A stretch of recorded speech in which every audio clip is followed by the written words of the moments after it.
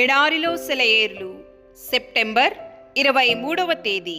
నా యందు విశ్వాసముంచు వాడెవడో లేఖనము చెప్పినట్టు వాని కడుపులో నుండి జీవజల నదులు పారును. యోహాను సువార్త 7వ అధ్యాయము 38వ వచనం. మనలో కొంతమంది పరిశుద్ధాత్మ తమను ఎందుకు నింపలేదని ఆశ్చర్యపడుతూ ఉంటారు. నిజానికి ఏమి జరుగుతున్నదంటే, మనలో చాలినంత పరిశుద్ధాత్మ శక్తి ఉంటుంది, కానీ దాన్ని మనం ప్రవహింపనీయం. నీకున్న ఆశీర్వాదాలను ఇతరులకు పంచిపెట్టు. సేవను ఇంకా విస్తారంగా చేసే పథకాలు సిద్ధపరచుకో. అప్పుడు పరిశుద్ధాత్మ దేవుడు నీతో ఉంటాడు. ఆ పనులకు కావలసిన దీవెనలను నీకు ఇస్తాడు. అప్పుడు నువ్వు ఇతరులకు ఇవ్వగలవు అని ఆయనకు నమ్మకం కుదిరితే ఆయన నీకు సమృద్ధిగా అనుగ్రహిస్తాడు. ప్రకృతిలో ఈ ఆత్మీయ సత్యాన్ని పోలిన ఒక దృశ్యం ఉంది. గాలి తెరల తాకిడికి సంగీతం వినిపించే సంగీత వాయిద్యం ఉంది.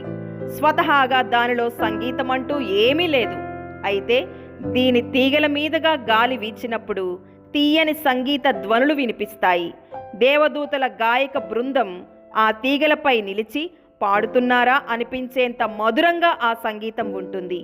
మన హృదయాలను కూడా ఈ విధంగానే పరిశుద్ధాత్మ స్పర్శ కోసం సిద్ధంగా ఉంచుకోవాలి. తన ఇష్టమైనప్పుడు ఆయన దాన్ని మ్రోగిస్తాడు. ఆయన సమక్షంలో ఓపికతో సిద్ధపాటుతో కనిపెట్టుకొని ఉండాలి.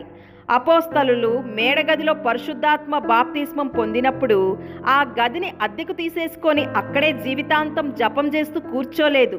సువార్తను తీసుకొని నలుమూలలకి వెళ్ళి ప్రచురించారు. నా రొట్టె ముక్కను నేనొక్కడనే తింటే దిక్కులేని లోకం ఆకలితో సొక్కిపోతూ ఉన్న లోకపు రీతి చక్కబడేదెలా? మనకు రొట్టె ముక్కనిచ్చిన ప్రభు అన్నాడు, ఉచితంగా దొరికింది ఉచితంగా పెట్టు.